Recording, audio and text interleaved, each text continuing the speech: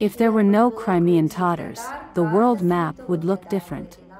What role did the Crimean Tatars play in the famous events of the past, and how did they influence them? Watch the new video blog, Moments of History, Events, to find out.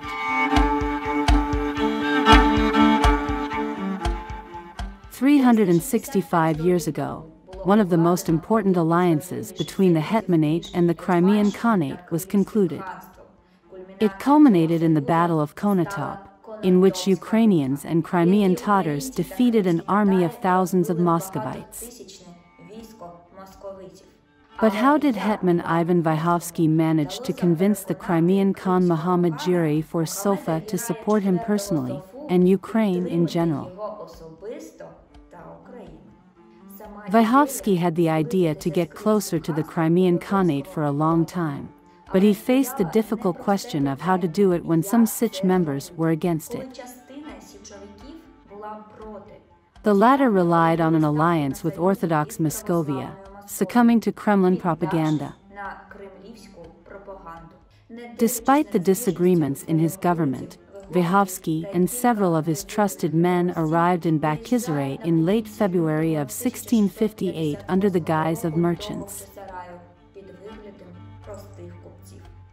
However, he now faced a difficult task: how to get to the Crimean Khan, to explain himself and tell him in detail about the situation in the Hetmanate.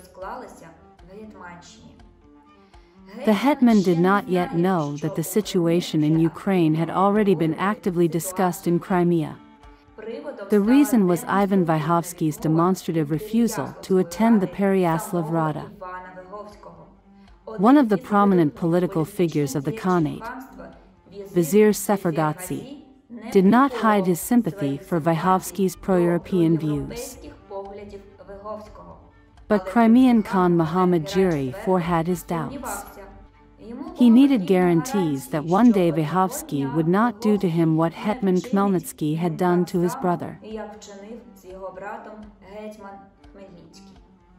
For Vyhovsky, the main goal of the negotiations was to restore the military-political alliance signed 10 years earlier by his predecessor Khmelnytsky, which had lost its relevance after the Pereyaslav events of 1654. Vyhovsky realized that it would be difficult to restore trust and the terms of the alliance.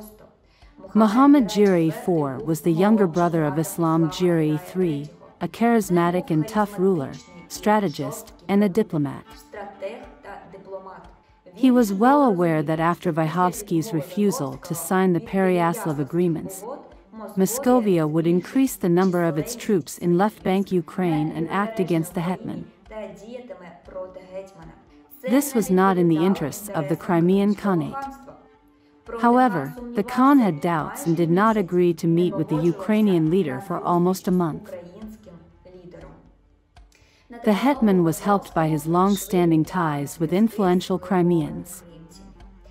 Perhaps Vizier Sefer Ghazi himself suggested where and how to meet the Crimean Khan outside the walls of the Khan's palace.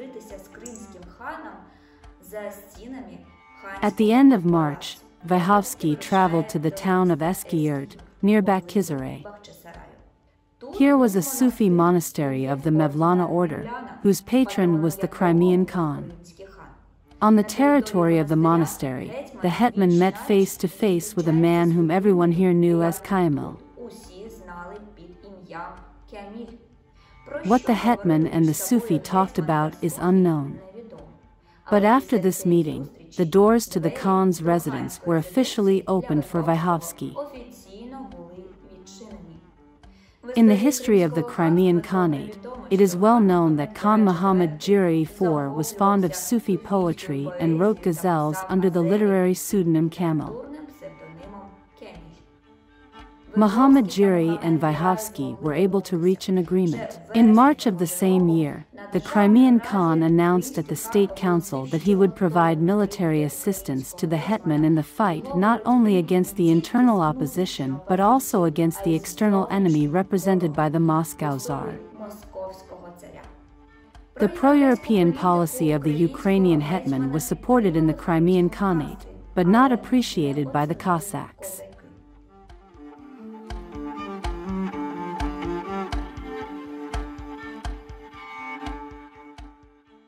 Follow us on all social media pages of the Crimean House, subscribe, and support us with your likes.